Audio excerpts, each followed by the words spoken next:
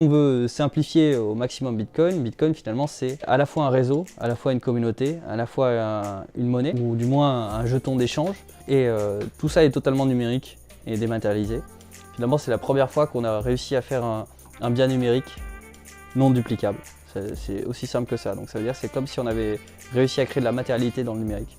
Pour la première fois on peut en fait envoyer une donnée numérique sans la posséder à nouveau. C'est-à-dire qu'on est sans cesse en train de faire du copier-coller.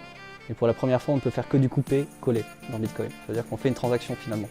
Bitcoin, c'est un réseau distribué, donc pair à pair. C'est-à-dire que chaque utilisateur du réseau peut y participer librement, avec un consensus décentralisé. Un réseau avec un consensus décentralisé, c'est la première fois qu'on y arrive. Et c'est en fait la manière dont on se met d'accord sans autorité centrale. C'est-à-dire qu'on a beau avoir plein d'acteurs qui vont avoir des buts différents, des raisons différentes, ils vont devoir se mettre d'accord sur une version des faits pour que tout le monde puisse utiliser Bitcoin et faire des transactions.